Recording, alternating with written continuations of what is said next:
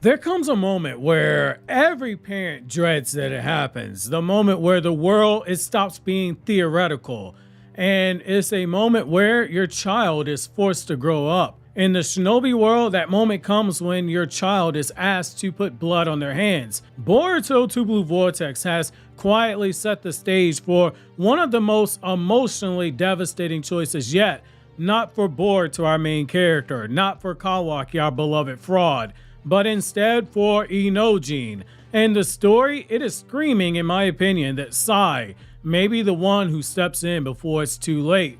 Not because he's the strongest, not because he's the smartest, but instead because he understands exactly what it costs to kill before you yourself are ready. Look no further than Sai's early days in Danzo's root organization inside the Anbu Black Ops. Join me in today's newest Naruto Explained video where your OBC, your original Boruto chief, is going to be breaking down why Sai saving Kōbu makes more narrative sense than, say, Boruto or Inojin saving him, why it mirrors Kakashi at the 5 Kage Summit, and why this moment is about a father refusing to let his child be sacrificed on the altar of logic itself.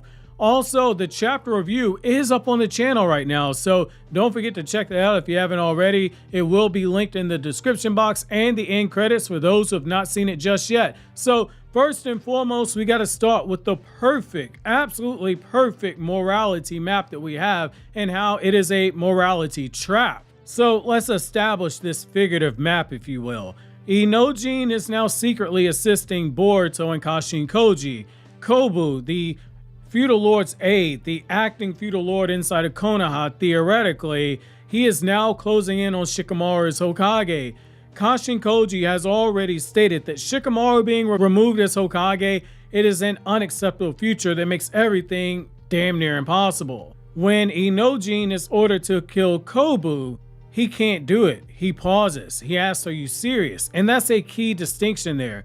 So Kashin Koji, he does what any pure consequentialist would do in that situation. He removes the choice itself by forcing Mamushi to attack Kōbu while Inojin is controlling his body. He has basically set the stage to get what he wants. That's not just manipulation. That is forcing a child to be complicit in murder. And here's the cruel irony in this. Sai and Shikamaru, they don't even know that it's happening. But Sai, he just learned something critical. Shikamaru has been using Inojin, and the moment that Sai starts demanding answers, the story, it locks him into a position. And Sai's going to be quick enough to understand, my son just left, there are enemy combatants out there. I need to find my child before he does something. Even if it's only a 0.1% chance, Sai would jump to that conclusion. And because of that, that's why Boruto cannot be the one to save Kōbu. I feel like we should eliminate the obvious candidate. If you want to go for maximum payoff, in my opinion, again, this is just my opinion, Boruto, the protagonist, yes, him. Taking him off the board is probably the smarter thing. Having him get there a little bit too late is probably the best option. Boruto saving Kōbu, it will be flashy, it will be a nice bounce back given that Boruto was barely involved in this chapter, which was a good thing in my opinion. But this is one of those things where I think you benefit from keeping the scope off of Boruto just a little bit longer, at least until this situation fixes itself out. Narratively, it works, but at the same time, it doesn't work. Boruto stepping in at this moment, it turns into a power moment. It turns into the cliche hero intervention. Now, cliches are repeated over and over for a reason. They work. That expression, tried and tested, exists for a reason. Those are your break glass in case of emergency moments in writing. Sometimes the best payoff you can give somebody is to give them the very thing that they're expecting. But this is where, if I put my editorial assistant cap on, I would kind of challenge and push back if I was in the room, and I would say, why not subvert expectations right here and there, especially if you're not going to have Kōbu killed. Instead of having another chapter where Boruto solves everything, let's do the opposite, because this situation isn't about power, it's about responsibility. Everything's already truly set up there, just given the fact that we know Boruto likely has a marker at the Hokage Tower. That makes complete sense. So the idea of Boruto teleporting there, it could work. He knows that Shikamaru is being brought into the interrogation room. So it does make sense that Boruto would know how to teleport there. But again, this situation isn't about power, it's about responsibility. Boruto already is walking with figurative blood on his hands just because of the role that he's been thrusted into, because of everything that's happened with omnipotence. Even if he's never shed that blood, the world views him as having blood on his hands. He already has to carry and make impossible choices. Boruto has suffered a lot silently, but when you look at Inojin hasn't yet had to go through that. We saw glimpses of that innocence and how he's looking at Kashin Koji, he's looking at Boruto, and he's going, we're breaking all the rules. We shouldn't be using mind transmission jutsu for this reason. And they're going, dude, you've already broken like 100 rules as it is. This has to be done. Inojin still has a sliver of innocence to him. Letting Boruto save Kōbu, it robs the story of the most important question that's being asked right here, in my opinion. Who protects a child from becoming a tool? Who protects a child that is a shinobi from being the very thing that Naruto tried to break the shinobi world away from, which is viewing shinobi like tools? That's where it's very poetic, and that's where it works. That's where you can start diving into deeper concepts. And that's also why Inojin can't be the one who acts here. Now, the darkest possibility is the one that I think we all are pretty much in agreement is never going to happen, which is Inojin killing Kōbu. And I would kind of push back and say, if you think that us knowing that Kōbu is not going to be killed by Inojin defeats the purpose of that cliffhanger, then I would say, respectfully, you missed the entire point. And that's kind of what this video is going to be addressing indirectly. That was not the point of Inojin being told to kill Kōbu. So when you have Inojin in a situation where he's being told to kill Kōbu, and say he does kill him, say Inojin just grows a pair of balls and jumps in front of the Mamushi clone, then switches at the last second, and Kōbu dies. That would not be character growth. That would be character damage. When you look at Inojin's character, he's empathetic, he's artistically expressive, he's more emotionally open than his father Sai was. He's closer to his mother Ino in that regard. Forcing him to kill a high-ranking official that is under mind control circumstances, that would permanently fracture him, and it would have the impact on him that Sai had because of that Anbu ritual that he went through. Now we know the circumstances of what happened with Sai's brother, but we see how Sai carried around the guilt even with that added context. The Naruto franchise, when you really just dig down into the nitty-gritty of it, it has toyed around with this truth that I'm about to say. Killing people before you are ready, it can break you. Naruto, whether it be in the anime or especially in the manga, it has hinted at that concept more than once. And that brings me to the most important parallel for this entire situation, and why I like that we're potentially going to get an inverse to it, which is one of the most iconic scenes from Naruto. And by iconic, I mean one of the more emotionally hard-hitting scenes that goes underappreciated, which is the Kakashi parallel from the 5 Kage Summit. So at the 5 Kage Summit, Kakashi Hatake made a decision that you could tell haunted him. He said, I understand how the 3rd Hokage felt when he faced Orochimaru. He tried, and he chose to try to kill Sasuke himself, not because he wanted to, but because Naruto and Sakura, they had seen so much with their battles with the Akatsuki, they had seen so much with the shinobi world, but they were still 16 years old at the time. Sakura technically 17, but it's one of those things where they had seen so much, and yet this is something that they would not be able to handle. And Kakashi understood something they didn't yet understand. Killing a former comrade, or someone you view as a comrade, that doesn't just end a life, it shatters the one who does it. If you add in the filler, and this will be one of the few times I ever reference any filler from the 2 Naruto anime on this channel. If you go into the Kakashi Anbu filler arcs, those episodes showed you Kakashi's PTSD with Rin, it was high. Kakashi was already shattered once by Rin. So when you look at Kakashi in that moment, he made the adult choice here. He would carry that sin. Even though his body was in the process of physically failing him, he still tried to do it. And when you look at Sai right now, he's that one that is in that potential crossroads. Because let's shift the lens for a second. Replace Kakashi with Sai. Replace Naruto and Sakura with Inojin. Replace Sasuke with Kōbu. Even though Kobu's not a direct shinobi comrade, they are still comrades in the sense that they all work for the feudal lord. Sai knows exactly what it means to be raised as a weapon, being trained by Danzo in his root organization, that subgroup in the Anbu Black Ops. He knows about emotional erasure. He knows about orders that go against morality. Sai had to use art to work through his very complicated feelings and emotions.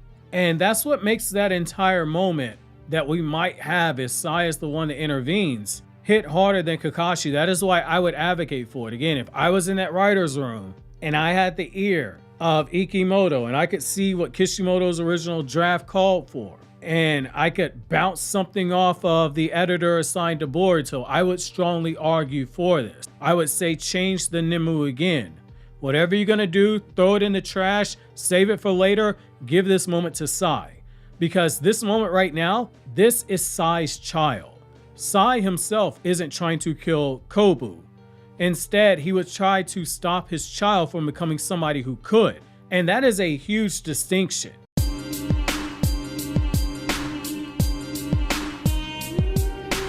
That is basically a parent trying to hold the hand of their child before they are able to be better prepared to face the evils of the world. One of the most beautiful things about Boruto's manga, fuck the anime, but one of the most beautiful things about Boruto's manga is how it handled the themes of parents and children. And Blue Vortex has, in a subtle way, continued it, even though the children themselves have begun to grow up.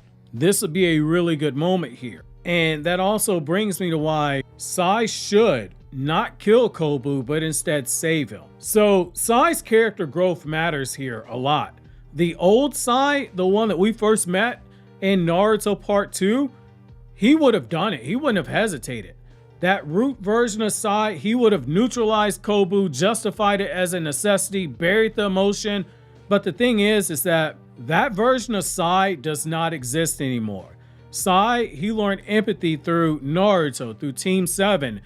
He learned it through fatherhood, which is the core theme here of this video. His role as a father to Inojin.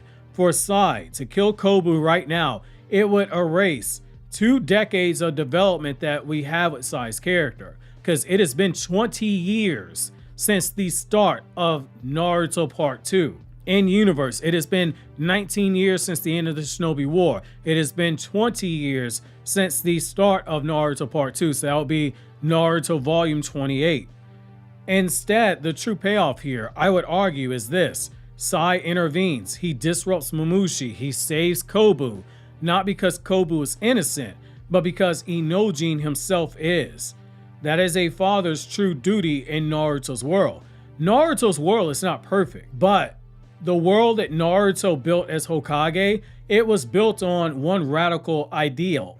One that Hashirama, in the back of his mind, always wanted, but due to the era they're in, it was never going to happen. Children should not be turned into tools. Naruto, when you really just dig deep into his character, Naruto, for as much as I meme and joke about him being a crayon eating, gasoline sniffing, paint fume inhaling idiot, Naruto's character has a lot of nuances to it. And one of those nuances, I would argue, is that part of Naruto's character was about being a rebellion against the shinobi system itself.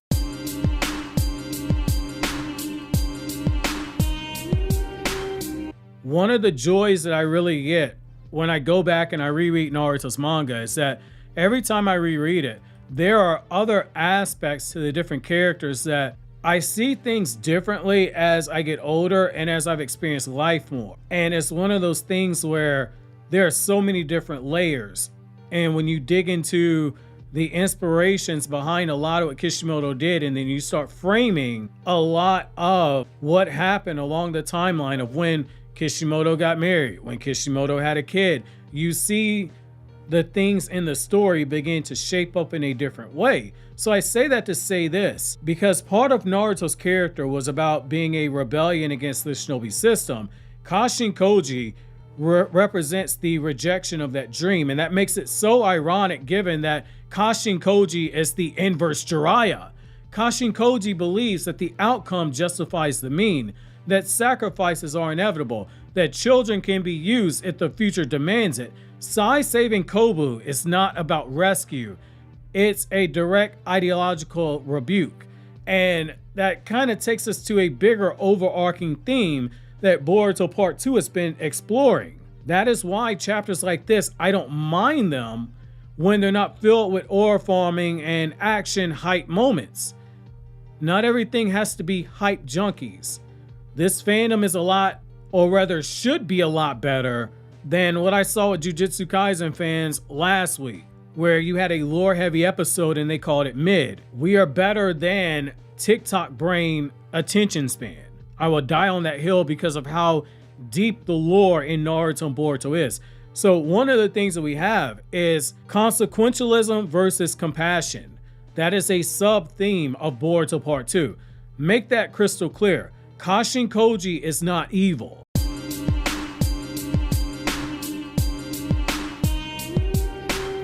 What he is logical, and that's what makes him dangerous. From his perspective, Shikamaru failing equals a bad future. Kōbu dying equals an acceptable loss. Inojin's innocence breaking, that's just collateral damage. But Naruto's worldview says something different. That is the worldview that Boruto has inherited in terms of vision. The future itself is meaningless if you destroy the people who are meant to live in it. Sai saving Kōbu would draw a line there. It would say, we do not force children to kill. We do not rob them of their innocence. We do not repeat the sins of Danzo's root. And that is very important because that sets up a huge payoff for Inojin's future.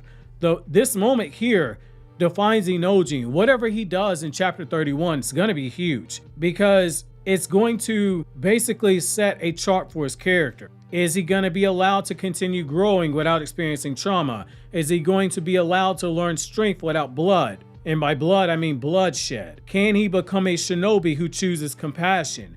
Or will he become the latter? Will he become the very thing that Kashin Koji needs him to be? That choice is going to be his, not stolen from him by fate or by prophecy. And if Sai is the one who steps in to save his child, his redemption comes full circle. And it also highlights the quiet tragedy of Sai's character. Sai himself was never allowed to be a child, but now, if he can save his son in this situation, he'll be able to stop his child from ever having to experience that. Sai stepping in doesn't make him weak. It makes him the strongest person in the room, because real strength in Naruto has not always been about how many jutsu you can do, Rasengan go boom, Chidori go chirp chirp, water dragon jutsu go splash splash. Instead, true strength in Naruto with multiple characters has been about not having to use force if you don't have to, which is ironic given that it is a battle shonen. But this is again one of those influences in Naruto and Boruto you can directly correlate to Akira Toriyama's Dragon Ball. In Boruto 2 Blue Vortex, the greatest battles aren't fought with jutsu. They're fought with choices. They're fought with character interactions. And when this moment comes, when Kōbu's life is hanging in the balance at the start of the next chapter, the story shouldn't be asking us about who's going to win, who's going to die. In my opinion, it should be asking who is willing to carry that burden so that a child in Inojin doesn't have to. And in my opinion, that answer should be Sai and not Boruto. Obviously, if you enjoyed this video, consider subscribing, clicking on the left to check out the Boruto chapter review, or clicking on the right to check out the new Chainsaw Man chapter review on my Anime Explained channel.